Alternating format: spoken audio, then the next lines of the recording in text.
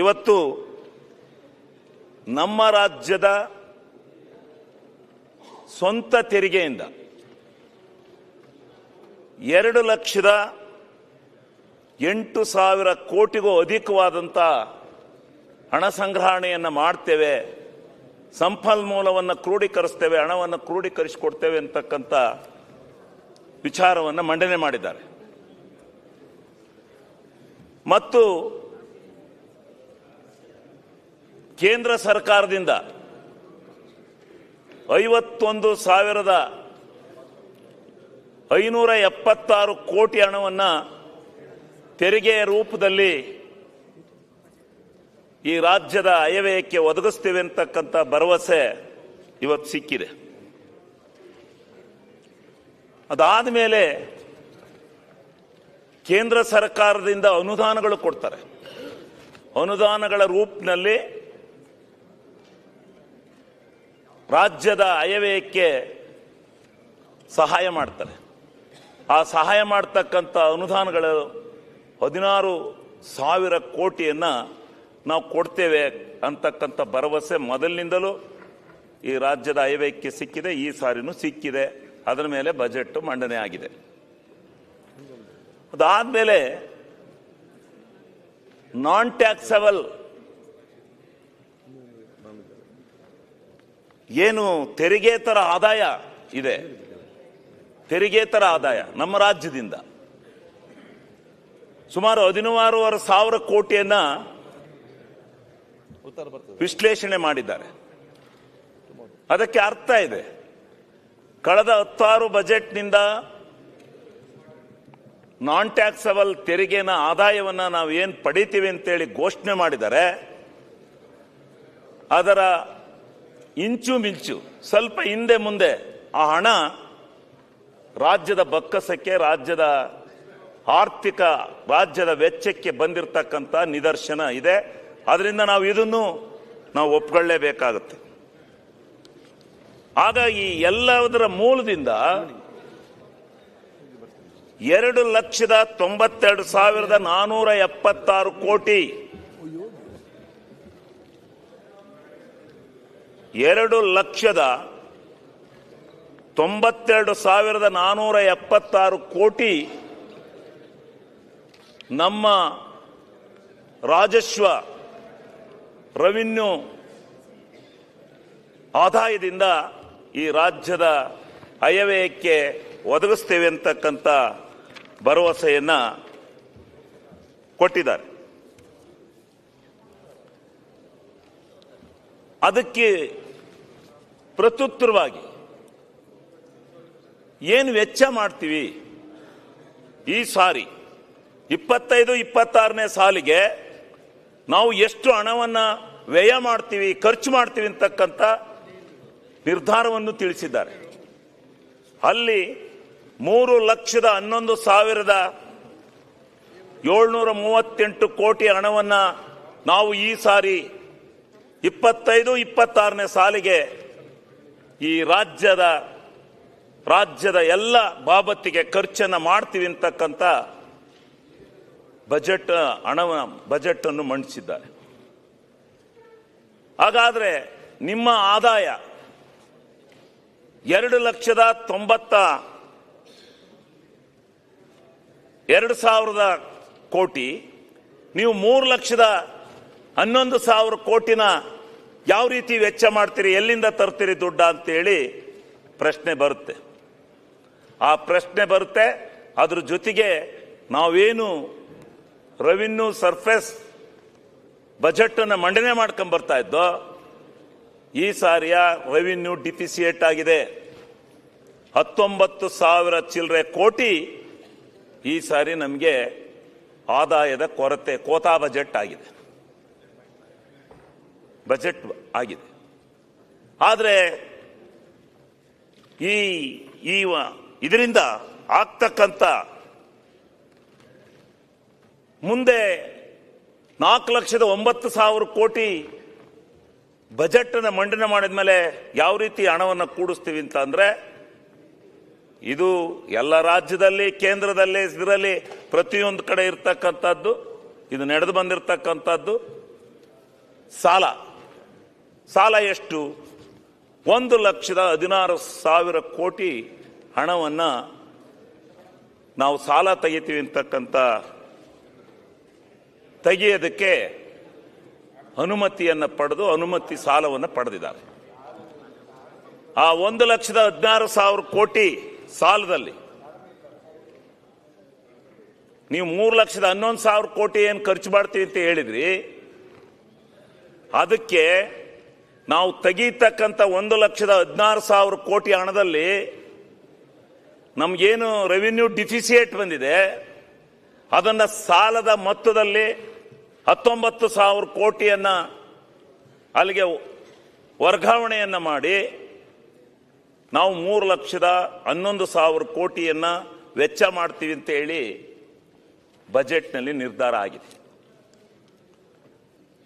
ಆದ್ರಿಂದ ಅಲ್ಲಿ 1,16,000 ಕೋಟಿ ನಾವು ಸಾಲ ಏನು ಪಡಿತೇವೆ ಆ ಸಾಲದಲ್ಲಿ 19,000 ಕೋಟಿ ರೆವಿನ್ಯೂ ಡಿಫಿಸಿಟ್ಗೆ ಹೋಯ್ತು.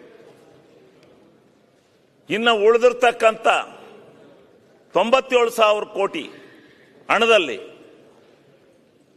ನಾವು ಇವತ್ತು ಅವರು ಮತ್ತೊಂದು ತೀರ್ಮಾನನ ಆರ್ಥಿಕ ತಜ್ಞರು ಎಲ್ಲ ಸೇರಿ ಒಂದು ಇದನ್ನು ಮಾಡ್ಕೊಂಡಿದ್ದಾರೆ. ನಾವೇನು ಸಾಲ ಪಡಿತೀವಿ ಅದರಲ್ಲಿ 26,000 ಕೋಟಿ ಹಣವನ್ನು ಕಳೆದ ವರ್ಷಗಳಲ್ಲಿ ಮಾಡಿದಂಥ ಎಲ್ಲ ಸರ್ಕಾರಗಳಲ್ಲೂ ಮಾಡಿದಂಥ ಸಾಲ ಏನಿದೆ ಅದಕ್ಕೆ ಮರುಪಾವತಿ ಮಾಡಲಿಕ್ಕೆ 26,000 ಕೋಟಿ ಸಾಲವನ್ನು ನಾವು ವಿನಿಯೋಗ ಮಾಡ್ತೀವಿ. ಇನ್ನು ನಮಗೆ ಬಂಡವಾಳ ವೆಚ್ಚ, ನಮಗೆ ಸಾಲವೇ ಬಂಡವಾಳ ವೆಚ್ಚ, ಅಸೆಟ್ ಕ್ರಿಯೇಷನ್ ಮಾಡಲಿಕ್ಕೆ ಬಂಡವಾಳ ವೆಚ್ಚಕ್ಕೆ ನಮಗಿರ್ತಕ್ಕಂಥ ಹಣ ಇವತ್ತು 71,000 ಕೋಟಿ. ಸಾಲದ ಬಂಡವಾಳದಲ್ಲಿ ಈ ರಾಜ್ಯದ ವೆಚ್ಚಕ್ಕೆ ಉಳಿಯತಕ್ಕಂಥ ಹಣ 71,000 ಕೋಟಿ. ಒಟ್ಟಾರೆ ನಾವು ಈ ರಾಜ್ಯದಲ್ಲಿ ಖರ್ಚು ಮಾಡಬೇಕಾಗಿರ್ತಕ್ಕಂಥ ಹಣ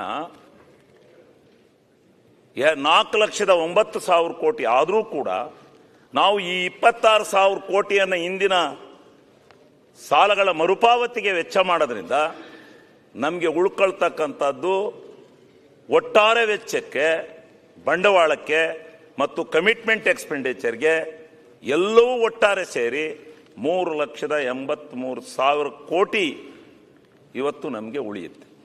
3,83,000 ಕೋಟಿ ಹಣವನ್ನು ನಾವು ಖರ್ಚು ಮಾಡ್ತೀವಿ ಅಂತಕ್ಕಂಥ ಬದ್ಧತೆಯನ್ನು ಇವತ್ತು ಹೊಂದಿದ್ದಾರೆ. ಹಂಗಂತ ಹೇಳಿ ಸಾಲ ಮಾಡೋದಾಗಲಿ 2002ರಲ್ಲಿ ಮೊದಲು ಕರ್ನಾಟಕ ಸರ್ಕಾರದಲ್ಲಿ ವಿತ್ತೀಯ ನಿಯಮಗಳನ್ನು ರಚನೆ ಮಾಡ್ಕೊಂಡಿದ್ದಾರೆ. ಆ ವಿತ್ತೀಯ ನಿಯಮಗಳಲ್ಲಿ ಮೊದಲನೇದು ಒಂದು ಬಜೆಟ್ ಅನ್ನು ಮಂಡನೆ ಮಾಡಿದಾಗ ಅದು ರೆವಿನ್ಯೂ ಸರ್ಪ್ಲಸ್ ಅಲ್ಲಿ ಇರಬೇಕು ಅಂತಕ್ಕಂಥದ್ದು ಮೊದಲನೇ ನಿಯಮ. ಆದರೆ ಈ ನಿಯಮ ಇವತ್ತು ಕೈಬಿಟ್ಟು ಹೋಗಿ ಈ ನಿಯಮವನ್ನು ಪಾಲನೆ ಮಾಡಲಿಕ್ಕೆ ನಮ್ಮ ಸರ್ಕಾರದಿಂದ ಆಗಿಲ್ಲ. ಇನ್ನು ಎರಡನೇ ನಿಯಮ,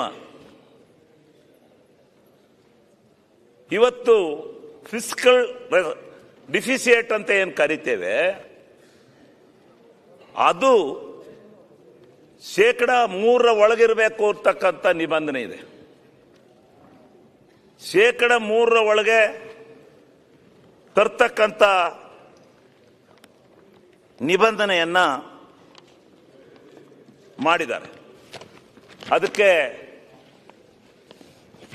ಒಂದು ಎಕಾನಾಮಿಕಲ್ ಸರ್ವೆ ಆಗುತ್ತೆ. ಸರ್ವೆ ಆಗಿ ಈ ದೇಶದ GSDPಯನ್ನು ಕಂಡುಹಿಡಿತಾರೆ.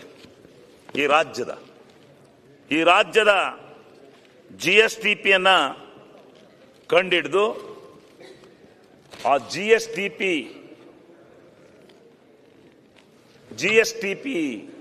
ಎಷ್ಟು ಈ ಸಾರಿ ನಮ್ಮ ರಾಜ್ಯದ ಆಂತರಿಕ ಉತ್ಪನ್ನ 30,70,000 ಕೋಟಿಗೂ ಅಧಿಕ ಅಂತಕ್ಕಂಥದ್ದನ್ನ ಆರ್ಥಿಕ ಸಮರ್ಥನೆ ಆಗಿದೆ.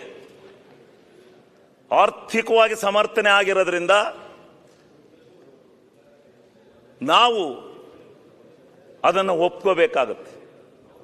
ಆರ್ಥಿಕ ಸಮರ್ಥನೆಯನ್ನು ಒಪ್ಕೊಂಡು ಆರ್ಥಿಕ ಸಮೀಕ್ಷೆಯಲ್ಲಿ ನಮ್ಮ ಒಟ್ಟಾರೆ GSTPಯನ್ನ ಆಂತರಿಕ ಉತ್ಪನ್ನವನ್ನು 30,70,000 ಕೋಟಿಗೂ ಅಧಿಕ ಅಂತಕ್ಕಂಥ ವಿಚಾರವನ್ನ ಬಜೆಟ್ನಲ್ಲಿ ಏನು ಮಂಡನೆ ಮಾಡಿದ್ದಾರೆ. ನಾವು ಫಿಸಿಕಲ್ ಡಿಫಿಸಿಟ್ ಅದನ್ನ ಕಂಡುಹಿಡಿಬೇಕಾದ್ರೆ ನಮ್ಮ ಒಟ್ಟಾರೆ ವೆಚ್ಚದಲ್ಲಿ ನಮ್ಮ ರೆವಿನ್ಯೂ ವೆಚ್ಚವನ್ನು ಕಳೆದಾಗ ನಮ್ಮ ಒಟ್ಟಾರೆ ವೆಚ್ಚ 3,83,000 ಕೋಟಿ. ನಮ್ಮ ರಾಜ್ಯದ ಆದಾಯ 2,92,000 ಕೋಟಿ. ಅದರಲ್ಲಿ ಕಳೆದಾಗ ನಮಗೆ 90,000 ಕೋಟಿ ರೂಪಾಯಿ ಫಿಸ್ಕಲ್ ಡಿಫಿಸಿಟ್ ಬರುತ್ತೆ. ಆದರೆ ನಮ್ಮ ಆಂತರಿಕ ಉತ್ಪನ್ನ 30,70,000ಕ್ಕೂ ಅಧಿಕ ಅಂತ ಅಂದಾಗ ಅದರಿಂದ ಭಾಗಿಸಿದಾಗ ನಾವು 3%ಗಿಂತ ಒಳಗೆ ಬರ್ತೇವೆ. 2.95 ನಮ್ದಿದೆ. ಅದರಿಂದ ನಾವು ಆ ನಿಬಂಧನೆಗೆ ಒಳಪಟ್ಟು ನಾವು ಬಜೆಟ್ ಅನ್ನು ಮಂಡನೆ ಮಾಡಿದ್ದೀವಿ ಅಂತಕ್ಕಂಥ ಸಮರ್ಥನೆ ನಾವು ಮಾಡ್ಕೋಬಹುದು. ಅದಾದ್ಮೇಲೆ ಸಾಲ ಎಷ್ಟು ಬೇಕಷ್ಟೆಲ್ಲ ಮಾಡೋಕ್ಕಾಗಲ್ಲ. ಈ ವಿತ್ತೀಯ ನಿಯಮವನ್ನು ರಚನೆ ಮಾಡಿದ ಮೇಲೆ ನಿಬಂಧನೆ ಇದೆ. ಇವತ್ತು ನಮ್ಮ ರಾಜ್ಯದಲ್ಲಿ ಇದುವರೆಗೂ ಮಾಡಿರ್ತಕ್ಕಂಥ ಸಾಲ 7,44,000 ಕೋಟಿ ಆ ನಮ್ಮ ಸಾಲ ಇದೆಯಲ್ಲ, ಆ ಸಾಲದಿಂದ ನಮ್ಮ GSDP ನಮ್ಮ ಆಂತರಿಕ ಉತ್ಪನ್ನದಲ್ಲಿ ನಾವು ಭಾಗಿಸಿದಾಗ ನಮಗೆ 25% ಒಳಗೆ ಬರುತ್ತೆ. ಅದು ವಿತ್ತೀಯ ನಿಯಮದಲ್ಲಿ ಈ ರಾಜ್ಯದ ಆರ್ಥಿಕ ವ್ಯವಸ್ಥೆಗೆ ಬಜೆಟ್ ಅನ್ನು ಮಂಡಿಸಿರ್ತಕ್ಕಂಥದ್ದನ್ನು ಸಮರ್ಥನೆ ಮಾಡ್ಕೋಬೇಕಾದ್ರೆ 25% ಒಳಗೆ ಇರಬೇಕು. 25% ಒಳಗಡೆ ಇವತ್ತು ನಮ್ಮ ಬಜೆಟ್ ಇದೆ. ಅದನ್ನು ನಾವು ಸಮರ್ಥನೆ ಮಾಡ್ಕೋಬಹುದು. ಸಮರ್ಥನೆ ಆಗಿದೆ. ಯಾರು ಏನಾರ ಹೇಳಿ ಅದರ ಬಗ್ಗೆ ಚಿಂತನೆ ಇಲ್ಲ. ಈ ರೀತಿ ಈ ಬಜೆಟ್ ಅನ್ನು ನಾವು ಮಂಡನೆ ಮಾಡಿದ್ದೇವೆ. ನಾನು ಒಂದು ನಮ್ಮ ವಿರೋಧಿ ಪಕ್ಷದ ಶಾಸಕರುಗಳಲ್ಲಿ ಮನವಿ ಮಾಡ್ತೇನೆ. ಕೇಂದ್ರ ರಾಜ್ಯ ಎರಡೂ ಬಿಟ್ಟು ಒಂದು ರಾಜ್ಯದ ಒಂದು ದೇಶದ ಆರ್ಥಿಕ ಸುಭದ್ರತೆಯನ್ನ ಬಿಟ್ಟು ಮಾಡಲಿಕ್ಕೆ ಸಾಧ್ಯ ಇಲ್ಲ. ಕೇಂದ್ರ ಮತ್ತು ರಾಜ್ಯ ಎರಡೂ ಸರ್ಕಾರಗಳ ಸಹಬಾಳ್ವೆಯಲ್ಲಿ ಒಕ್ಕೂಟ ವ್ಯವಸ್ಥೆನಲ್ಲಿ ರಾಜಕೀಯ ಮತ್ಸರ ದ್ವೇಷ ಇವೆಲ್ಲನೂ ಮರೆತು ಸಹಬಾಳ್ವೆಯಲ್ಲಿ ಮಾಡಿದಾಗ ಮಾತ್ರ ಒಂದು ರಾಜ್ಯದ ಆರ್ಥಿಕ ವ್ಯವಸ್ಥೆ ಸುಭದ್ರ ಆಗಲಿಕ್ಕೆ ಸಾಧ್ಯ. ಅದನ್ನು ನಾವು ಅರ್ಥ ಮಾಡ್ಕೋಬೇಕು. ನಾವೇನಾದರೂ ಹೇಳಿದ್ರೆ, ನಿಜಾಂಶ ಹೇಳಿದ್ರೆ ನಿಮಗೆ ಶಣನ್ ಅಂತ ಸಿಟ್ಟು ಬಂದ್ಬಿಡುತ್ತೆ. ನೀವು ಎದ್ದುಬಿಟ್ಟು ಕೇಂದ್ರಕ್ಕೂ ರಾಜ್ಯಕ್ಕೂ ಏನ್ರಿ ಸಂಬಂಧ, ಕೇಂದ್ರದ ಯಾಕ್ರಿ ಇಲ್ಲಿ ಭಾಷಣ ಮಾಡ್ತೀರಿ, ಅಲ್ಲೋ ಭಾಷಣ ಮಾಡ್ರಿ ಅನ್ನೋದಲ್ಲ. ಕೇಂದ್ರ ನಮಗೆ ತೆರಿಗೆನೂ ಕೊಟ್ಟಿದೆ, ಅನುದಾನಗಳನ್ನು ಕೊಡುತ್ತೆ, ಎಲ್ಲ ರೀತಿಯ ಸಹಾಯವನ್ನು ಮಾಡುತ್ತೆ. ಮಾಡ್ತಕ್ಕಂಥ ಸಂದರ್ಭದಲ್ಲಿ ಆಗಿರ್ತಕ್ಕಂಥ ವ್ಯತ್ಯಾಸವನ್ನು ಹೇಳಬೇಕಾದಾಗ ನಮಗೆ ಆಗಿರ್ತಕ್ಕಂಥ ವ್ಯವಸ್ಥೆಯನ್ನು ನಾನು ಈ ಸಂದರ್ಭದಲ್ಲಿ ಹೇಳಲಿಕ್ಕೆ ಬಯಸ್ತೇನೆ. ಸನ್ಮಾನ್ಯ ಅಧ್ಯಕ್ಷರೇ, ಇವತ್ತು ಏನು ರೆವಿನ್ಯೂ ಡಿಫಿಸಿಟ್ ಆಗಿದೆ, ರಾಜ್ಯದ ಆರ್ಥಿಕತೆ ಸುಭದ್ರತೆ ಎಲ್ಲೋ ಒಂದು ಕಡೆ ಕಷ್ಟಕ್ಕೆ ಸಿಕ್ಕಿದೆ ಅಂತಕ್ಕಂಥ ಭಾವನೆನ ನೀವು ವ್ಯರ್ಥ ಮಾಡ್ತೀರಿ, ಹೇಳ್ತೀರಿ. ಅದು ನಿಮ್ಮ ವಿರೋಧಿ ಪಕ್ಷದ ಧರ್ಮ, ನೀವು ಹೇಳ್ಕೇತೀರಿ. ನಾವು ಅದ್ರ ಚಿಂತನೆ ಮಾಡೋದಲ್ಲ. ಆದರೆ ಇದಕ್ಕೆ ಕಾರಣ ಯಾರು? ಯಾತಕ್ಕೋಸ್ಕರ ರಾಜ್ಯ ಸರ್ಕಾರದ ವ್ಯವಸ್ಥೆ ಒಳಗಡೆ ಇವತ್ತು ರಾಜ್ಯ ಸರ್ಕಾರ ಇಕ್ಕಟ್ಟಿಗೆ ಸಿಗಬೇಕಾದ್ರೆ ಆರ್ಥಿಕವಾಗಿ ಇವತ್ತು ನಾವೇನು ರೆವಿನ್ಯೂ ಡಿಫಿಸಿಟ್ಗೆ ಹೋಗಿದ್ದೀವಿ, ಇದಕ್ಕೆ ಮೂಲ ಕಾರಣ ಅವರೊಬ್ಬರನ್ನೇ ನಾನು ದೂರ್ತಕ್ಕಂಥದ್ದಲ್ಲ. ಆದರೆ ನಾನು ಹೇಳ್ತಕ್ಕಂಥದ್ದು 2018-19 ನಾನು ಹಿಂದಕ್ಕೆ ಹೋಗಲ್ಲ. ಇಂದಿನ ಆಯೋಗಗಳನ್ನು, ಹಣಕಾಸು ಆಯೋಗಗಳ ಬಗ್ಗೆ ನಾನು ಪ್ರಸ್ತಾಪ ಮಾಡಲಿಕ್ಕೆ ಹೋಗೋದಿಲ್ಲ. 2018-19 ಏನು 15ನೇ ಹಣಕಾಸಿನ ಆಯೋಗ ಈ ದೇಶದಲ್ಲಿ ರಚನೆ ಆಯಿತು, ಅವತ್ತಿನಿಂದ ಕರ್ನಾಟಕ ರಾಜ್ಯಕ್ಕೆ ಹಣಕಾಸಿನ ಮೇಲೆ ಸ್ವಲ್ಪ ಪರಿಣಾಮವನ್ನು ಬೀರಿದೆ. ಯಾತಕ್ಕೆ ಈ ಮಾತನ್ನು ಹೇಳ್ತೀನಿ ಅಂದರೆ, ನಾನು ಯಾವುದೇ ಸಾಕ್ಷ್ಯಾಧಾರಗಳಿಲ್ಲದಲೇ ಮಾತನಾಡೋದಿಲ್ಲ. ಹಣಕಾಸು ಆಯೋಗವನ್ನು ರಚನೆ ಮಾಡಿದ್ದು ಎಲ್ಲ ರಾಜ್ಯಗಳಿಗೆ ಸಮನಾದಂಥ ಹಣಕಾಸಿನ ಹಂಚಿಕೆ ಆಗಬೇಕು, ಸಮಾನವಾದಂಥ ಹಣಕಾಸನ್ನು ದೊರಕಿಸ್ಕೊಡ್ಬೇಕು, ಆರ್ಥಿಕ ನೆರವು ಅಭಿವೃದ್ಧಿಯ ದೃಷ್ಟಿಯಿಂದ ಎಲ್ಲ ರಾಜ್ಯಗಳಿಗೆ ಸಿಗಬೇಕು ಅಂತಕ್ಕಂಥ ಒಂದು ಮೂಲಭೂತವಾಗಿರ್ತಕ್ಕಂಥ ವ್ಯವಸ್ಥೆಯನ್ನು ಇಟ್ಕೊಂಡು ಏನು ಹಣಕಾಸು ಆಯೋಗ ರಚನೆ ಆಯಿತು, ಆ ಹಣಕಾಸು ಆಯೋಗ 20ರಿಂದ 26ರವರೆಗೆ ಇವತ್ತು ಕೆಲಸ ಮಾಡ್ತಾ ಇದೆ. ಕೆಲಸ ಮಾಡುವಂಥ ಸಂದರ್ಭದಲ್ಲಿ ಪ್ರಥಮ ಬಾರಿಗೆ ರಾಜ್ಯದ ಹಣಕಾಸು ಆ ಪರ್ಸೆಂಟೇಜ್ ಅನ್ನ ನಮಗೆ ಸಿಗಬೇಕಾದಂತ ತೆರಿಗೆಯ ಪಾಲನ್ನು ಕೊಡ್ತಕ್ಕಂಥ ಸಂದರ್ಭದಲ್ಲಿ 4.72% ತೆರಿಗೆ ನಮಗೆ ಬರ್ತಾ ಇತ್ತು. ಇದನ್ನ 3.64ಕ್ಕೆ ಯಾರು ಇಳಿಸ್ತರು? ಇದರಿಂದ ಎಷ್ಟು ನಷ್ಟ ಆಯ್ತು? ಒಂದು ವರ್ಷಕ್ಕೆ ಎಷ್ಟು ನಷ್ಟ ಆಗಿದೆ? ಒಂದು ವರ್ಷಕ್ಕೆ ಸುಮಾರು 15,000 ಕೋಟಿ ರೂಪಾಯಿ ಕರ್ನಾಟಕ ರಾಜ್ಯಕ್ಕೆ ಬರಬೇಕಾದಂತ ಹಣ ಇದರಿಂದ ನಿಂತೋಗಿದೆ. ಇದು ಒಂದು ಕಾನ್ಸ್ಟಿಟ್ಯೂಷನಲ್ ಬಾಡಿ, ಸಂವಿಧಾನ ಬದ್ಧತೆ ಇರತಕ್ಕಂಥ ಹಣಕಾಸು ಆಯೋಗ. ಯಾತಕ್ಕೋಸ್ಕರ ಇಳಿಸಿದ್ರು? ಯಾವ ಉದ್ದೇಶದಿಂದ ಹಣಕಾಸು ಆಯೋಗವನ್ನ ಸಮಾನತೆಗೋಸ್ಕರ, ಈ ದೇಶದ ಆರ್ಥಿಕ ಸಮಾನತೆಗೋಸ್ಕರ ಕಾಪಾಡಲಿಂತಕ್ಕಂಥ ಇಚ್ಛಾಶಕ್ತಿಯನ್ನು ಇಟ್ಕೊಂಡು ಹಣಕಾಸು ಆಯೋಗವನ್ನು ರಚನೆ ಮಾಡಿದ್ರು. ಆ ಹಣಕಾಸು ಆಯೋಗ ಕೆಲಸ ಮಾಡ್ತಾ ಇದೆ ಸರಿಯಾಗಿ ಅಂತೇಳಿ ಒಪ್ಕೋಬೇಕಾಗತ್ತೆ. ಇದನ್ನ ಯಾಕೆ ಕಡಿಮೆ ಮಾಡಿದ್ರಿ? ಇದು ಸುಳ್ಳ? ಇದು ಯಾತಕ್ಕೋಸ್ಕರ ಕಡಿಮೆ ಮಾಡಿರಿ? 4.72 ಇದ್ದಂತ ತೆರಿಗೆಯ ಪ್ರಮಾಣವನ್ನ 3.65ಕ್ಕೆ ಯಾಕೆ ಇಳಿಸಿರಿ? ಅದರಿಂದ ಇವತ್ತು ರೆವಿನ್ಯೂ ಡಿಫಿಸಿಯಟಿ ಬಂದಿದ್ದೇವೆ ನಾವು ಈ ರಾಜ್ಯದಲ್ಲಿ. ಅದರಿಂದ ಇವತ್ತು ರೆವಿನ್ಯೂ ಡಿಫಿಸಿಯಟಿ ಬರಬೇಕಾದಂತ ಆರ್ಥಿಕ ಸಂಕಷ್ಟವನ್ನು ಅನುಭವಿಸಬೇಕಾದಂತ ಪರಿಸ್ಥಿತಿ ಇವತ್ತು ಯಾರಿಂದ ಬಂದಿದೆ? ಯಾತಕ್ಕೋಸ್ಕರ, ಯಾವ ಉದ್ದೇಶಕ್ಕೋಸ್ಕರ ಮಾಡಿದ್ರು?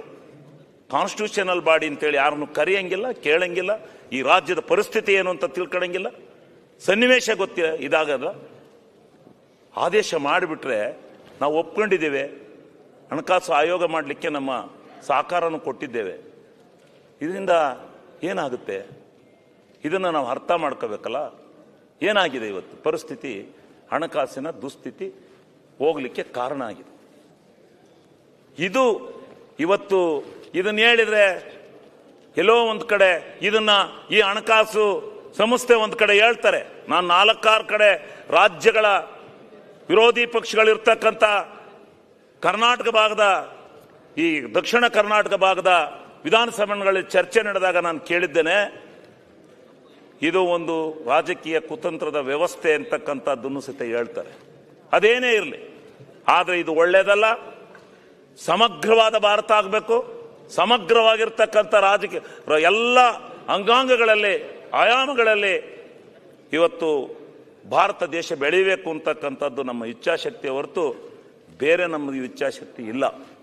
ಅದಕ್ಕೋಸ್ಕರ ಸಮಗ್ರವಾಗಿ ಬೆಳೀಬೇಕು ಅಂತಕ್ಕಂಥದ್ದು ನನ್ನ ಇಚ್ಛಾಶಕ್ತಿ.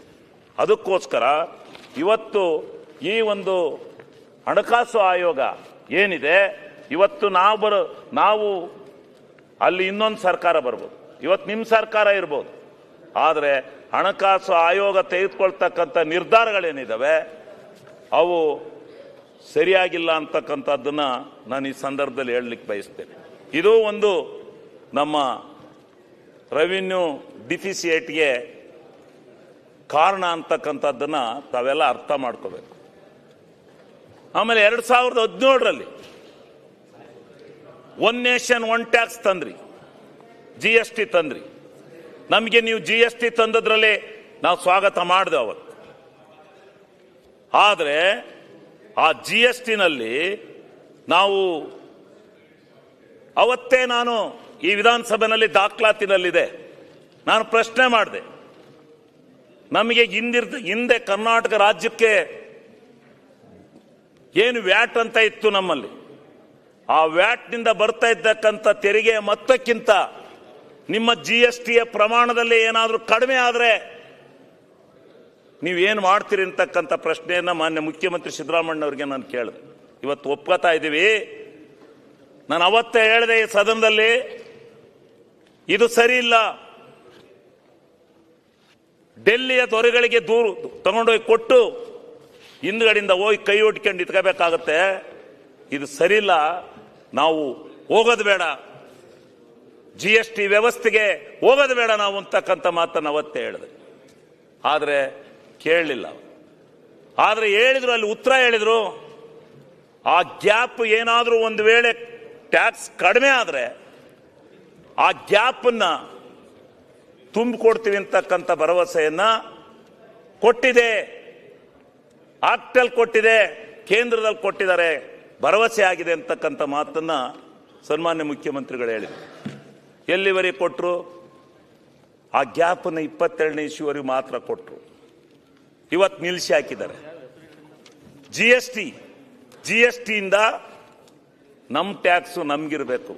ನಮ್ಮ ರಾಜ್ಯನ ನಾವು ನಮ್ಮ ಅಭಿವೃದ್ಧಿ ಕಾರ್ಯಗಳನ್ನು, ಯೋಜನೆಗಳನ್ನು ತಗೋಬೇಕಾದ್ರೆ ನಾವು ಒಳ್ಳೆ ವ್ಯವಸ್ಥೆಯನ್ನು ಮಾಡಿಕೊಂಡು ಜನರ ಹತ್ರ ಹೋಗಿ ಇಂಥ ಯೋಜನೆಯನ್ನು ತರ್ತಾ ಇದ್ದೀವಿ, ಇಂಥ ಮಹತ್ತರವಾದಂಥ ಯೋಜನೆಯನ್ನು ತರ್ತಾ ಇದ್ದೀವಿ, ಇದಕ್ಕೆ ನೀವು ಸಹಾಯ ಮಾಡಬೇಕು ಅಂತಕ್ಕಂಥ ಮಾತನ್ನು ನಾವು ಜನಗಳ ಹತ್ರ ಹೇಳ್ಕೊಂಡು ತರಬಹುದಾಯಿತು. ಅದೊಂದಾಯಿತು. ಇನ್ನೊಂದು ಪ್ರಶ್ನೆ ನಾನು ಅವತ್ತೇ ಕೇಳಿದೆ, ಆಯಿತು GST ಅವ್ರಿಗೆ 50 ನಮಗೆ 50 GST ಆಗಿ ಹೋಗುತ್ತೆ, cess and surcharge. Sushil Kumar ಅವರೇ ಸ್ವಲ್ಪ ಕೇಳ್ಕತ್ತ ಎಲ್ಲ ನೀವು ಕೆಲವು ಬೇಜಾರು ಮಾಡ್ಕೋಬೇಡಿ. ನಾವು ನೀವೆಲ್ಲ ಗ್ರಾಂಟ್ ಸಿಕ್ಲಿಲ್ಲ, ಗ್ರಾಂಟ್ ಸಿಕ್ಕಲ್ಲ ಅಂದ್ರೆ ಹೆಂಗ್ ಸಿಗುತ್ತೆ ಗ್ರಾಂಟು? ಕೇಳಿ ಎಲ್ಲಿ ದಾರಿ ತಪ್ಪಿದ್ವಿ ಅಂತ. ಎಲ್ಲೋ ತಪ್ಪಿಬಿಟ್ಟು ಇಲ್ಲಿ ಕೂತ್ಕೊಂಡು ಅಸೆಂಬ್ಲಿನಲ್ಲಿ ಗುದ್ದಾಡೋದಲ್ಲ. ಸರ್ಕಾರ ನಾವಲ್ಲ, ಸರ್ಕಾರ ಅವರ ಇಚ್ಛಾಶಕ್ತಿಯನ್ನು ಮೀರಿ ಅವರು ಕೊಟ್ಟಿದಾರ ಗ್ಯಾರಂಟಿ ಅವೆಲ್ಲ ಅಲ್ಲಿ ಗ್ಯಾರಂಟಿ ಹೇಳ್ತೀನಿ. ಅಲ್ಲಿಂದ ಬರ್ದ ಇದ್ರೆ ಇಲ್ಲಿ ಸಮುದ್ರದಿಂದ ಬೀಳ್ದಲೆ ಒಳಿಂದ ಎದ್ದು ಬರಕ್ಕಲ್ಲ ದುಡ್ಡು. ಸಮುದ್ರ ಕೇಂದ್ರ ಸರ್ಕಾರ, ಸಮುದ್ರದಿಂದ ಕೇಂದ್ರ ಸರ್ಕಾರ ಈಗ ಎಲ್ಲಿಂದ ಅದೇ ವಿಚಾರ ಮಾತಾಡ್ತಾರೆ, ಗ್ಯಾರಂಟಿ ವಿಚಾರ ಮಾತಾಡ್ತಾರೆ. ನಾನು ಗ್ಯಾರಂಟಿ ಹೇಳ್ತಾ ಇಲ್ಲ ತಡ್ರಿ, ಗೊತ್ತಿದೆ ಎಲ್ಲಿ ಮೋಸ ಆಗಿದೆ ದುಡ್ಡು ಬರುವಂತ ಖಜಾನಿಗೆ ಅಂತ ಹೇಳಿ ಹೇಳ್ತಾ ಇದ್ದೀನಿ. ನಿಮ್ಮ ಪ್ರತಿಭೆಯನ್ನು ಕೇಳಕ್ಕೆ ಯಾವ ಮಂತ್ರಿಗಳು ಇಲ್ಲ, ಯಾವ ಅಧಿಕಾರಿ ಯಾರಿಲ್ಲದ ಬೇಡ, ರೆಕಾರ್ಡ್ ಆಗುತ್ತೆ ಬಿಡ್ರಿ. ಮುಂದುವರ್ಸಿ ಶಿವಲಿಂಗೇಗೌಡ್ರೆ, ಯಾರದ್ದು ಹೆಸರು ಹೇಳಕ್ ಹೋಗ್ಬೇಡಿ, ಮುಂದುವರ್ಸ್ಬಿಡಿ. ಎಲ್ಲ ಯಾರ ಹೆಸರು ಹೇಳಲ್ಲ ನಾನು. ಅವರು ಮಾತಾಡ್ತಿದ್ರಲ್ಲ ಯಾಕಪ್ಪ, ಯಾಕೆಂದ್ರೆ ಅವ್ರು ಸ್ವಲ್ಪ ಇಂಟ್ರೆಸ್ಟೆಡ್ ಆಗಿ ಕೇಳ್ತಿರ್ತಾರೆ. ಸಸ್ ಚಾರ್ಜ್, ಸೆಸ್ ಸೆಸ್ ಹಾಕೋದನ್ನ ಸೆಸ್ ಹಾಕೋದನ್ನ ಸಸ್ ಚಾರ್ಜ್ ಹಾಕೋದನ್ನ ಅದರಲ್ಲಿ ಬಂದಂತ ಭಾಗವನ್ನು ಕೂಡ ನಮಗೆ ಕೊಡಬೇಕು ಅಂತೇಳಿ ನಾನು ಅವತ್ತೇ ಕೇಳಿದೆ ಈ ಸದನದಲ್ಲಿ. ಸೆಸ್ ಅಂಡ್ ಸೆಸ್ ಚಾರ್ಜ್ ಇದರಿಂದ ಹಣನ ನೀವು ಹಾಕಿ ಇವತ್ತು ಎಲ್ಲ ಹಣನೂ GST ಮುಖಾಂತರ ಬಿಡ್ತೀರಿ. ಮಾನ್ಯ ಅಧ್ಯಕ್ಷರೇ, ಶಿವಲಿಂಗೇಗೌಡರಿಗೆ ಪೂರಕವಾಗಿ ನಾವು ಹೇಳ್ತೇನೆ, ಪಾಪ ಅವ್ರಿಗೆ ಐಡಿಯಾ ಇಲ್ಲ. ಸೆಸ್ ಈಗ ಸಂಬಂಧ ಸೆಸ್ ಹಾಕಿದ್ರಂತ ಐಡಿಯಾ ಇಲ್ಲ. ನಾನು ಹೇಳ್ತೀನಿ ಕೇಳಿ, ಅಲ್ಲ ಒಂದ್ ನಿಮಿಷ ಹೇಳ್ತೀನಿ, ನಿಮಗೆ ಪೂರಕವಾಗಿ ಹೇಳ್ತೇನೆ. ಅಲ್ಲ ಪೂರಕವಲ್ಲ, ನಾನು ಹೇಳ್ತೀನಿ ಕೇಳಿ. ಆ ಸೆಸ್ ನಮಗೆ ದಾರಿ ತಪ್ಪಿಸೋ ಕೆಲಸ ಮಾಡಬೇಡಿ. GST ಕಂಪೆನ್ಸೇಷನ್ಗೆ ಉತ್ಕೊಳ್ಳಿ. 2022 ಹಾಕೊಂಡು ಕ್ಲಾರಿಫಿಕೇ ಇದರಲ್ಲಿ ನೀವು ಮಾತಾಡುವಾಗ ಉತ್ತರ ಕೊಡಿ. ಶಿವಲಿಂಗೇಗೌಡರು ಇಂತ ಭಾಷಣ ಮಾಡಿದ್ರು, ಇಂತ ತಪ್ಪು ಮಾಡಿದ್ರು ಅಂತ ಹೇಳಿ ಉತ್ತರ ಕೊಡಿ. ಅಲ್ಲ ಸೆಸ್ ಸರ್ಚಾರ್ಜ್ ಕೇಂದ್ರ ಸರ್ಕಾರ ಇಟ್ಕೊಂಡಿದೆಯಲ್ವೋ, ನಮಗೆ ಪಾಪ್ ಕೊಡ್ತಾ ಇದೆಯಾ? ಕರ್ನಾಟಕ ಪಾಪ್ ಕೊಡ್ತಾ ಇದೆಯೇನ್ರಿ? ನಮ್ ಕರ್ನಾಟಕ ರಾಜ್ಯದಿಂದ ಸೆಸ್ ಸರ್ಚಾರ್ಜ್ ಎಷ್ಟು ಹೋಗುತ್ತೆ ಅಂತ ಗೊತ್ತೇನ್ರಿ? ಅದ್ರಲ್ಲಿ ಏನಾರ ಪಾಲ ಐತೇನ್ರಿ ನಿಮ್ಗೆ? ನಿಮ್ ಮುಖ್ಯಮಂತ್ರಿಗಳು GST ಕೌನ್ಸಿಲ್ ಮೀಟಿಂಗ್ ಹೋಗಿ ಕೇಳಿ. ಯಾರು ಇನ್ನೇನು ಹೋಗ್ದಲೆ ಕೃಷ್ಣ ಬೈರೇಗೌಡರು ಹೋಗಿ ಬಡ್ಕೊಂಡಾರಲ್ಲಿ ಕೇಳ್ಬೇಕಲ್ಲ ಅಲ್ಲಿ. ಮತ್ತೆ ಅವ್ರನ್ನೇ ಆರ್ಥಿಕ ಸಚಿವರು ಮಾಡ್ಬಿಡಿ. ಕೃಷ್ಣ ಬೈರೇಗೌಡ್ರೆ ಆರ್ಥಿಕ ಸಚಿವರಾಗ್ಲಿ, ಮುಖ್ಯಮಂತ್ರಿಗಳು ಆರ್ಥಿಕ ಸಚಿವರಾಗಿ GST ಕೌನ್ಸಿಲ್ ಮೀಟಿಂಗ್ ಮಾಡಿದ್ದಾರೆ. ಮುಖ್ಯಮಂತ್ರಿಗಳು ಯಾವ ಕೆಲಸವನ್ನ ಮಾಡ್ಲಿಕ್ಕೆ ಸಾಧ್ಯವಿಲ್ಲ, ಸಮಯ ಕೊಡ್ಲಿಕ್ಕಾಗಲ್ಲ, ಹೋಗ್ಲಿಕ್ಕಾಗಲ್ಲ ಅಂತ ನಿಮ್ಗೆ ಇವತ್ತು ನಿಮ್ ಸರ್ಕಾರ ಇರ್ಬೋದು, ಮುಂದೆ ಇನ್ನೊಂದು ಸರ್ಕಾರ ಬರ್ಬೋದು, ಆದ್ರೆ ಈ ಸೆಸ್ಸು ಸರ್ಚಾರ್ಜ್ ಅಲ್ಲಿ ನಾನು ಹೇಳ್ತಾ ಇರೋದು, ಇಲ್ಲಿ GST ಬಿಲ್ ಪಾಸ್ ಮಾಡಿಕೊಡೋ ಸಂದರ್ಭದಲ್ಲಿ ನಾನು ಎದ್ದು ನಿಂತು ಅವತ್ತೇ ಮುಂದಾಲೋಚನೆಯನ್ನ ಮಾಡಿ ನಾನು ಅವತ್ತೇ ಕೇಳಿದೆ. 2013-14 ಇಸ್ವಿಲಿ ಕೇಳಿದೆ ನಾನು. ಮುಂದಾಲೋಚನೆ ಅಲ್ಲ, ದುರಾಲೋಚನೆ ಆಗಿದೆ. ದುರಾಲೋಚನೆ ಯಾಕಾಗುತ್ತೆ? ಇಲ್ಲ, ನೀವು GST ನಮಗೆ ಕಡಿಮೆ ಆಗ್ಲಿ, ನೀವು ಸೆಸ್ಸು ನಾವಿಲ್ಲಿ ಹೊಡಿತೀವಿ, ಈ ತಂದಾನೆ ಹೊಡಿತೀವಿ ನಾವು. ಸನ್ಮಾನ್ಯರು ಆಯ್ತು, ಬಹಳ ದೂರ ಆಲೋಚನೆ ಇತ್ತು ಅಧ್ಯಕ್ಷರೇ, ಇವರಿಗೆ ಬಹಳ ತಿಳುವಳಿಕೆ ಇದೆ, ಬಹಳ ದೊಡ್ಡ ಜ್ಞಾನಿ, ನಾನು ಮೊದಲೇ ಹೇಳಿದ್ದೀನಿ ಬಹಳ ದೊಡ್ಡ ಜ್ಞಾನಿ. ಪರವಾಗಿ ಮಾತಾಡ್ತೀನಿ. GST ಇಂದ ಆದಾಯ ಕಮ್ಮಿ ಆಯ್ತು ಅಂತ ಹೇಳ್ಬಿಡ್ಲಿ ಶಿವಲಿಂಗೇಗೌಡರು, ನಾನು ಅರ್ಥ ಮಾಡ್ತೀನಿ. ಯಾವ್ದ್ರಿಂದ? ಸೆಸ್ನಿಂದ ಬರ್ತಕ್ಕಂಥ ಭಾಗ ನಮಗೆ ಕೊಡ್ತಾ ಇಲ್ಲ, ಸರ್ಚಾರ್ಜ್ ನಿಂದ ಬರ್ತಕ್ಕಂಥ ಭಾಗವನ್ನು ನಮಗೆ ಕೊಡ್ತಾ ಇಲ್ಲ. ಮಾತಾಡ್ತಾ ಇಲ್ಲ ಅವ್ರು ಶೇರ್ ಬಗ್ಗೆ GST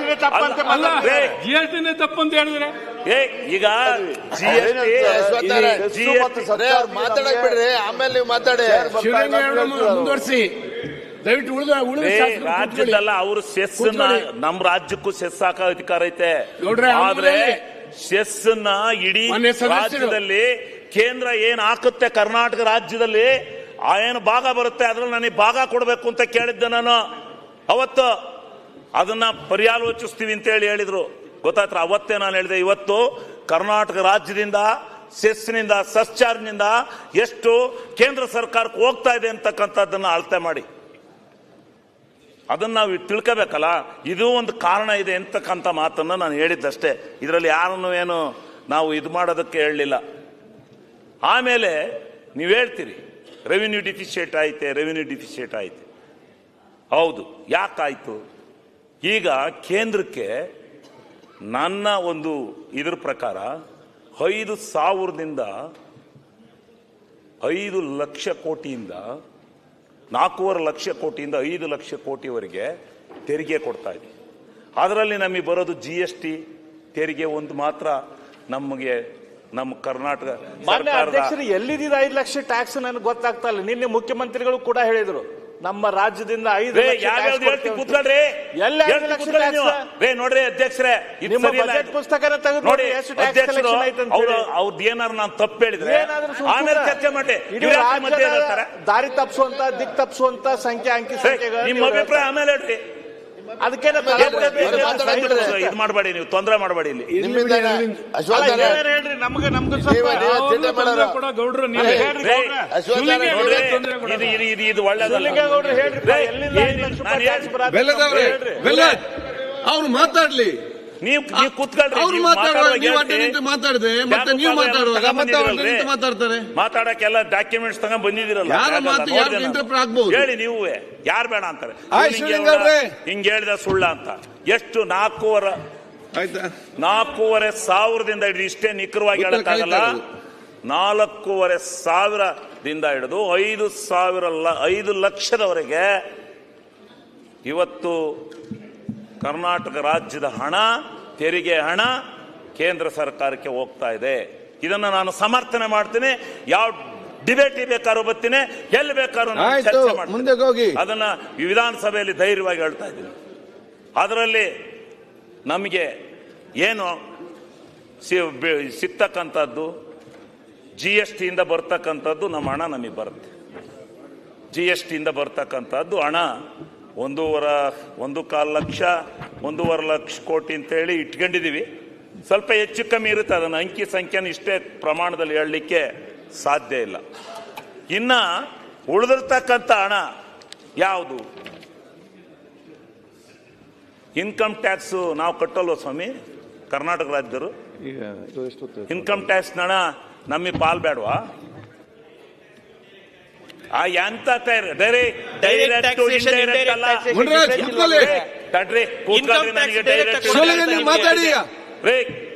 ಹೇಳಿದ ಮೇಲೆ ಯಾವ ರೀತಿ ಇದೆಯೋ ಅದೇ ರೀತಿ GST ಯಾವ ರೀತಿ ತಗೊಂಡು ಹೋಗ್ತಾ ಇದ್ದೀರೋ ನಮ್ಮಿಂದ ಅರ್ಧ ಭಾಗನ, ಇದರಲ್ಲೂ ನಮ್ಗೆ ಅರ್ಧ ಕೊಡ್ಬೇಕು.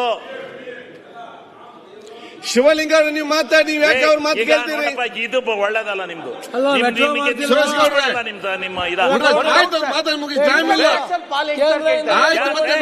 ಇನ್ಕಮ್ ಟ್ಯಾಕ್ಸ್ ಅವ್ರ ಸರ್ಕಾರ ಹೆಂಗ್ ನಡೆಸಬೇಕು ನೋಡಪ್ಪ, ಕೇಂದ್ರ ಸರ್ಕಾರ ಹೆಂಗ್ ನಡೆಸಬೇಕಡ? ಕೇಂದ್ರ ಸರ್ಕಾರ ಹೋಗೋದು ಇನ್ಕಮ್ ಟ್ಯಾಕ್ಸ್ ನೀನ್ GST ಇಂದ ಯಾಕೆ ಕೇಳ್ತೀಯ? ಬೇರೆ ಇನ್ಕಮ್ ಟ್ಯಾಕ್ಸ್ ಬೇರೆ, direct tax indirect tax. GST ನಮ್ಗೆ ಏನ್ ಮಾತಾಡ್ತೀರಣ? ಇವ್ರೆ ಕರ್ನಾಟಕ ನೀವೇ ಕಲ್ಲಿಗೆ ಮಾತಾಡ್ತೀರಿ, ನೀವು ಬಜೆಟ್ ಬಗ್ಗೆ ಮಾತಾಡ್ತೀರಿ. ಅವರ ಪ್ರಶ್ನೆ ನೀವು ಯಾಕೆ ಉತ್ತರ ಕೊಡ್ತೀರಿ? ನೀವು ಕಂಟಿನ್ಯೂ ಮಾಡಿ. ಈಗ ನಾನು ಅವ್ರು ಯಾರಿಗೂ ಉತ್ತರ ಕೊಡಲ್ಲ ನೋಡಿ, ಯಾರು ಡಿಸ್ಟರ್ಬ್ ಮಾಡಬೇಡಿ. ನೀವು ನಾನು ಆಯ್ತು, ಸರಿ ತಪ್ಪಾಯ್ತು ಪಡಿಸ್ಬೇಕು ಅಂತ ಹೇಳಿ ನೀವು ಎಲ್ಲ ಕಾಯ್ಕೊಂಡಿದ್ದೀರಿ. ಸುಮ್ಮನೆ ಕೂತ್ಕೊಳ್ಳಿ. ಡೈರೆಕ್ಟ್ ಟ್ಯಾಕ್ಸ್ ಇಂಡೈರೆಕ್ಟ್ ಟ್ಯಾಕ್ಸ್ ಎರಡು ನನಗೆ ಗೊತ್ತಿದೆ. ನಾವ್ ಹೇಳೋದು ಡೈರೆಕ್ಟ್ ಅಲ್ಲ, ಇಂಡೈರೆಕ್ಟ್ ಅಲ್ಲ. ನೀವು ಕಂಟಿನ್ಯೂ ಮಾಡಿ. ಈ ರಾಜ್ಯದಿಂದ ಉತ್ಪತ್ತಿ ಆಗ್ತಕ್ಕಂಥ ಟ್ಯಾಕ್ಸ್ ಮುಂದಕ್ಕೆ ಹೋಗಿ. ಅಧ್ಯಕ್ಷರೇ, ಈ ರಾಜ್ಯದ ಮಣ್ಣಿನಿಂದ ಉತ್ಪತ್ತಿ ಆಗೋ ಟ್ಯಾಕ್ಸ್ ಅದು. ಓಕೆ, ಇನ್ಕಮ್ ಟ್ಯಾಕ್ಸ್ ಎಷ್ಟು ಬರುತ್ತೆ ಈ ರಾಜ್ಯದಿಂದ ಅಂತೇಳಿ ಅದನ್ನ ಈಗ ಅದೇ ರೀತಿ ಯಾವ್ಯಾವ ಮೂಲದಿಂದ ಕಾರ್ಪೊರೇಟ್ ಟ್ಯಾಕ್ಸ್ ಸಂಸ್ಥೆಗಳಿಂದ ಯಾಕೆ ಕೊಡಬಾರ್ದು? ಕಾರ್ಪೊರೇಟ್ ಸಂಸ್ಥೆಗಳೆಲ್ಲ ಕರ್ನಾಟಕ ರಾಜ್ಯದಲ್ಲಿ ಇರುವಂತ ಸಂಸ್ಥೆಗಳಲ್ಲಿ ನಮ್ಗೆ ಯಾಕೆ ಪಾಲ್ ಕೊಡಬಾರ್ದು? ನಮ್ಗೆ ಯಾಕೆ ಪಾಲ್ ಕೊಡಬಾರ್ದು?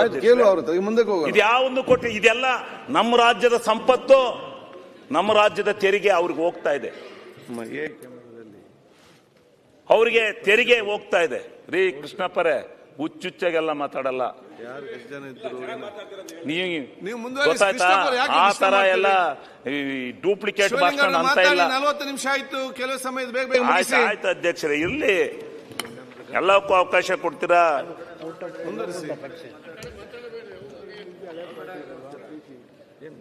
ಅದರಿಂದ ಯಾವ್ಯಾವ ಮೂಲದಿಂದ ಅದು ಚರ್ಚೆಗೆ ಬಂದ್ರೆ 4,500 ಕೋಟಿ ಯಾವ ಮುಖಾಂತರ ಕೇಂದ್ರ ಸರ್ಕಾರಕ್ಕೆ ತೆರಿಗೆ ಹೋಗುತ್ತೆ ಅಂತಕ್ಕಂಥದ್ದನ್ನು ಹೇಳ್ಬೇಕಾಗ ನಾನು ಹೇಳ್ತೇನೆ ಸಮಯ ಬಂದಾಗ.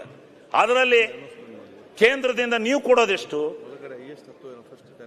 51,000 ಕೋಟಿ ತೆರಿಗೆ ರೂಪದಲ್ಲಿ ತೆರಿಗೆ ಕೊಡ್ತೀರಿ. ಇನ್ನ ಅನುದಾನಗಳಲ್ಲಿ 16,000 ಕೋಟಿ ಕೊಡ್ತೀರಿ. ಅನುದಾನ ನೀವು ಕೊಡೋ ಅನುದಾನಗಳು ಹೆಂಗಿರ್ತವೆ? ನಿಮ್ ಕೊಡೋಂಥ ಅನುದಾನದ ಮ್ಯಾಚಿಂಗ್ ಗ್ರಾಂಟ್ಸು ಮತ್ತು ನಿಮ್ಮ ಆ ಒಂದು ಕಾರ್ಯಕ್ರಮಗಳು ಎಂಥವು, ಏನು ಎಂತು ಅನ್ನೋದನ್ನ ನಾನು ಆಮೇಲೆ ಹೇಳ್ತೀನಿ, ಬರ್ತೀನಿ ಮುಂದೆ ಅನುದಾನ ಪ್ರಸ್ತಾವನೆ ಬಗ್ಗೆ ಬಂದಾಗ ನಾನು ಮಾತನಾಡ್ತೀನಿ.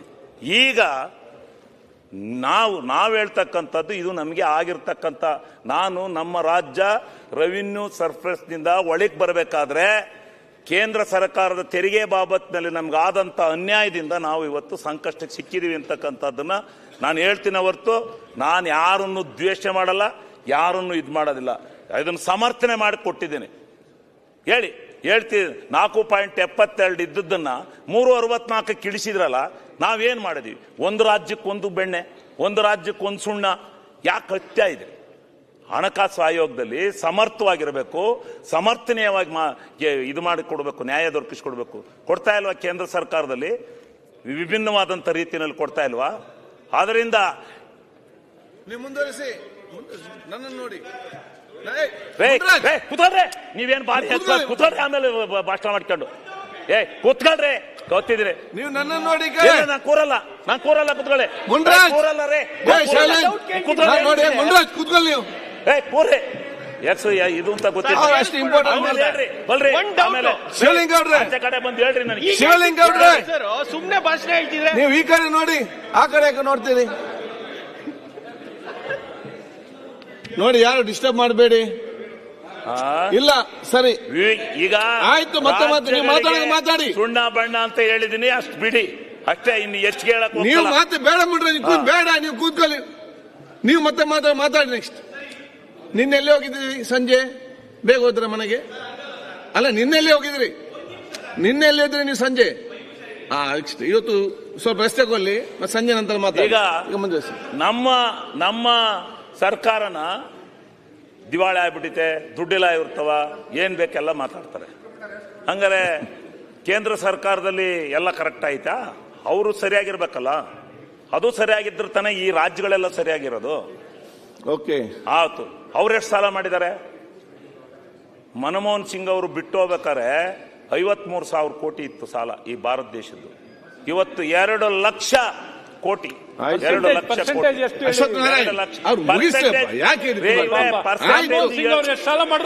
ಮುಗಿಸ್ಲಿ ಪ್ಲೀಸ್. ನಮ್ದು ಜಿಡಿಪಿ,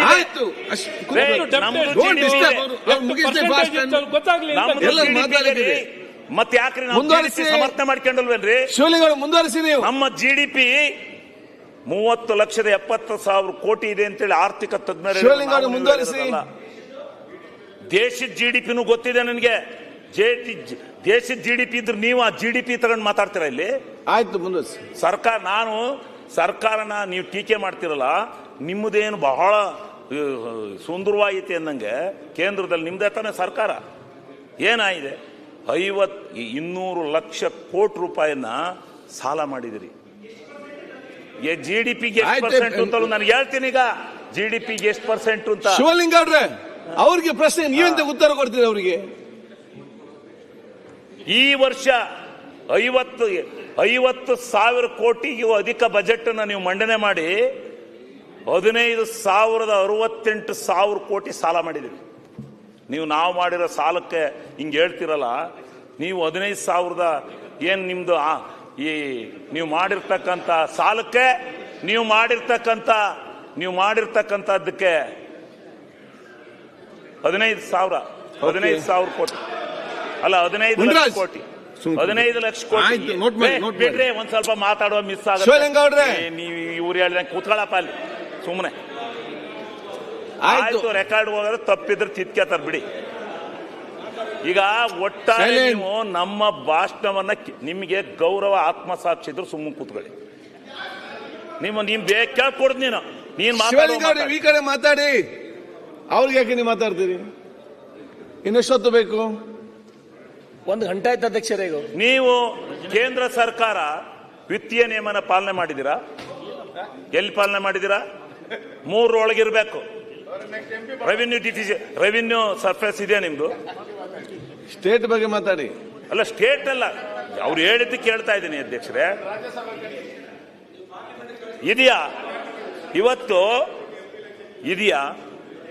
ಎಷ್ಟು? 4.4. ಇದು ಕೇಂದ್ರ ಬಜೆಟ್, ರಾಜ್ಯ ಬಜೆಟ್ ಸರ್ ಇದು.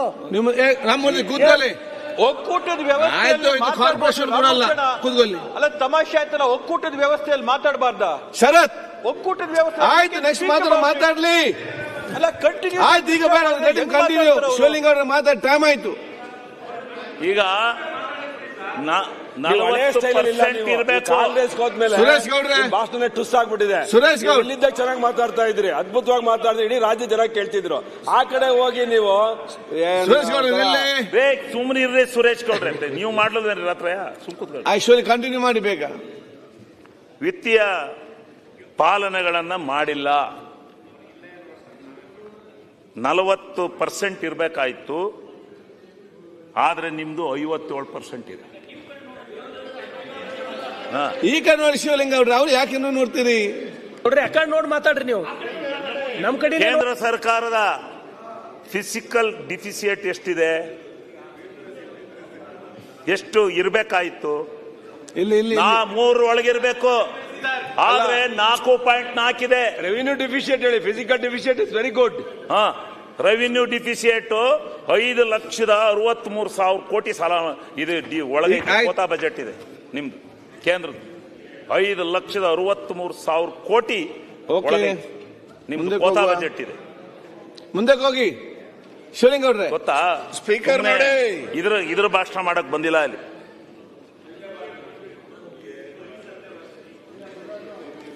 ಈ ದೇಶದ ಕರ್ನಾಟಕದ ಜನಸಂಖ್ಯೆಯು ಸೇರಿದಂತೆ ಈ ದೇಶದ ಪ್ರಜಾಸಂಖ್ಯೆಯಲ್ಲಿ 4,68,000 ಕೋಟಿ ರೂಪಾಯಿ ಒಬ್ಬ ಪ್ರಜೆ ಮೇಲೆ ಸಾಲ ಮಾಡ್ಯಾರೆ ಕೇಂದ್ರದ. Is a document. ಓಕೆ, 4,68,000 ರೂಪಾಯಿ ಸಾಲ ಮಾಡಿದ್ದಾರೆ. ಈ ಮುಂದೆ ಹುಟ್ಟೋ ಮಗುವಿನ ಹೆಸರಿನಲ್ಲೂ ಸಾಲ ಮಾಡಿದ್ದಾರೆ. ಇವರು ಇಲ್ಲಿ ನಿಂತ್ಕೊಂಡು ಈ ಸರ್ಕಾರದ ಬಗ್ಗೆ ಹಾಗೆ ಹೀಗೆ ಅಂತ ಟೀಕೆ ಮಾಡ್ತಾರೆ. ಮಾಡಲಿ, ನಾನು ಅದ್ರ ಬಗ್ಗೆ ಪ್ರಸ್ತಾಪ ಮಾಡಲಿಕ್ಕೆ ಹೋಗೋದಿಲ್ಲ. ಪ್ರಸ್ತಾಪ ಮಾಡಲಿ, ಆದರೆ ಅವರು ಅದೇ ರೀತಿ ನಡ್ಕೋಬೇಕಲ್ಲ. ನಡ್ಕೊಳ್ತಕ್ಕಂಥ ರೀತಿ ಇಲ್ಲ. ಅದಾದ್ಮೇಲೆ ಈಗ ಇದು ಇವತ್ತಿನ ಈ ಒಂದು ಬಜೆಟ್ಟಿನ ವಿಶ್ಲೇಷಣೆ ಆದರೆ ಸನ್ಮಾನ್ಯ ಅಧ್ಯಕ್ಷರೇ, ನಮ್ಮ ಕರ್ನಾಟಕ ರಾಜ್ಯದಲ್ಲಿ ಇವ್ರು ಹೇಳೋಂಥ ರೀತಿನಲ್ಲಿ ಏನಾದ್ರೂ ನಮ್ಮ ಕಾಂಟ್ರಾಕ್ಟರ್ಸ್ ಅಭಿವೃದ್ಧಿ ಕೆಲಸಕ್ಕೆ, ನಮ್ಮ ಕಾಂಟ್ರಾಕ್ಟರ್ ಯಾವುದೇ ಕೆಲಸಗಳಿಗೆ ಏನಾದರೂ ತೊಂದರೆ ಆಗಿದ್ರೆ, ನಾವು ಈ ಸದನದಲ್ಲಿ 20 ವರ್ಷದಿಂದ ಕೆಲಸ ಮಾಡ್ತಾ ಇದ್ದೀವಿ. ನಾವು ಎಲ್ಲ ಆ ಸರ್ಕಾರ ಇದ್ದಾಗ ಈ ಸರ್ಕಾರ ಇದ್ದಾಗ ಎಲ್ಲ ಸರ್ಕಾರದಲ್ಲೂ ಗ್ರಾಂಟ್ ತಗೊಂಡೋಗ್ತೀವಿ. ಕಳೆದ ಸಾರಿ ತಪ್ಪಿ ಕೆಲಸ ಆಯಿತು. ಸಾಲದ ಇದು RDPR 1ರಲ್ಲಿ, ಇಲ್ಲೆಲ್ಲ ಸಚಿವರಿದ್ದಾರೆ, RDPR 1ರಲ್ಲಿ ಆ ಲ್ಯಾಂಡ್ ಆರ್ಮಿನಲ್ಲಿ 1,500 ಕೋಟಿ ಕೊಟ್ಟು ನೀವು ಮುಖ್ಯಮಂತ್ರಿಗಳ ವಿವೇಚನ ಇದು ಅಂತೇಳಿ ಕೆಲಸ ಕೊಟ್ರಲ್ಲ, ಎಷ್ಟು ಸಾವಿರ ಕೋಟಿ RDPR ಅಲ್ಲಿ ಇವತ್ತು ಇದು ಉಳಿದಿದೆ. ಅವತ್ತು ಉಳಿದಿರೋ ಅಂತಕ್ಕಂಥ ಸಾಲನ ಇವತ್ತಿನವರೆಗೂ 2.5 ಲಕ್ಷ ಕೋಟಿಗೂ ಅಧಿಕವಾದಂಥ ಯೋಜನೆಗಳನ್ನು ಕೆಲವು ಅದರಲ್ಲಿ ರದ್ದು ಮಾಡಿರ್ಬೋದು, ನಾನು ಇಲ್ಲ ಅಂತ ಹೇಳೋದಿಲ್ಲ. ಆದರೆ ಮುಂಜೂರಾಗಿ ಟೆಂಡರ್ ಕರೆದದ್ದು, ಪೆಂಡಿಂಗ್ ಬಿಲ್ಲನ್ನು ಬಿಟ್ಟೋಗಿದ್ದು ಸುಮಾರು 45,000 to 50,000 ಕೋಟಿ ರೂಪಾಯಿ ಪೆಂಡಿಂಗ್ ಬಿಲ್ ಬಿಟ್ಟೋದು. ಎಲ್ಲ ಸರ್ಕಾರವು ಬದಲಾವಣೆ ಎಲೆಕ್ಷನ್ ಬಂದಾಗ ಆಗ್ತವೆ ಹೋಗ್ತವೆ ಅಂತಕ್ಕಂಥದ್ದನ್ನ ನಾವು ತಿಳ್ಕೊಂಡಿದೀವಿ. ಆದರೆ ಇವರು ಅದನ್ನ ತಿಳ್ಕೊಂಡ್ದಾನೆ. ನಮ್ಮ ಸರ್ಕಾರದ ಪಾಲನೆ ಈ ಸರ್ಕಾರ ಅನುಭವಿಸ್ತಾ ಇದೆ, ಈ MLAಗಳೆಲ್ಲರೂ ಈಗ ಅನುಭವಿಸ್ತಾ ಇದ್ದಾರೆ ಅಂತಕ್ಕಂಥದ್ದು ತಿಳ್ಕೊಂಡಲ್ಲೇ ನಿಮ್ಮ ಸರ್ಕಾರ ಇದಾಗಿ ದಿವಾಳಿ ಎದ್ದೋಯ್ತೆ, ನಿಮ್ಮ ಸರ್ಕಾರ ಇದಾಯಿತೆ ಅಂತಂದ್ರೆ ಆ ಸಾಲ ತೀರ್ಸೋದು ಬೇಡವಾ? ಆ ಕಾಂಟ್ರಾಕ್ಟರ್ ಬಿಲ್ ಕೊಡೋದು ಬೇಡವಾ? ಆ ಕಾಂಟ್ರಾಕ್ಟರ್ ಬಿಲ್ ಬೇಡ. ಮೊನ್ನೆ PWDನಲ್ಲಿ ಹಂಚಿದ್ದಾರೆ, ಎಲ್ಲ 50 ಲಕ್ಷದವರೆಗೆ ಹಂಚಿದ್ದಾರೆ ದುಡ್ಡನ್ನ. ಯಾರಿಗೋಗಿದೆ? ಎಲ್ಲ ಹಿಂದಿದ್ದ ಯಾರು BJP ಮುಖಂಡರುಗಳಿದ್ರು ಅವ್ರ ಕಾರ್ಯಕರ್ತರುಗಳಿಗೆ ಹೋಗ್ತಾ ಇದೆ ದುಡ್ಡು. ಈಗ ಯಾರಿಗೂ ಸಿಗ್ತಾನೆ ಇಲ್ಲ. ಹಂಗಂತ ಹೇಳ್ತಾರೆ, ನಮ್ಮನ್ನು ಬಂದು ಕೇಳ್ತಾರೆ, ಎಲ್ಲ ಅವ್ರಿಗೆ ಸಿಗ್ತಾ ಇದೆ, ನಿಮ್ದು ಏನು ನಡೆಯುತ್ತೆ ಅಂತ. ನಮ್ದು ಏನು ನಡೆಯಲ್ಲಪ್ಪ, ಎಲ್ಲ ಪರ್ಸೆಂಟೇಜ್ ಮೇಲೆ ನಮ್ಮ ಸರ್ಕಾರ ಕೊಡೋದು ಅಂತ ತೀರ್ಮಾನ ಮಾಡಿತೆ.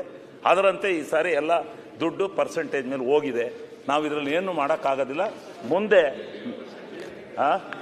ಅಲ್ಲ, ಪರ್ಸೆಂಟೇಜ್ ಅಂದ್ರೆ LOC ರೀ, LOC ಪರ್ಸೆಂಟೇಜ್ ಅಂದ್ರೆ ಬೇರೆ ತಿಳ್ಕೊಬಿಟ್ಟಿರ. ಪರ್ಸೆಂಟೇಜ್ ಅಂದ್ರೆ LOC ಪರ್ಸೆಂಟೇಜ್ ಇಷ್ಟು ಅದೇ ಸಾಕಲ್ಲ, ಮಾಡೋದು ಬೇಡ. ಎಷ್ಟೊತ್ತು ಬೇಕು? ನೆಕ್ಸ್ಟ್ ಹೋಗಿ ಇನ್ನೆಷ್ಟೊತ್ತು ಬೇಕು? ಆಯ್ತು ಬೇಕು ಕಂಕ್ಲೂಡ್ ಮಾಡಿ. ನನಗೆ 40 ನಿಮಿಷ ಇಲ್ದ್ರೆ 1.5 ಗಂಟೆ ಮಾತ್ರ. ಆಯ್ತು ಇಲ್ಲಿ ನೋಡಿ, ನಿನಗೇನು ಅಧಿಕಾರ ಐತೆ?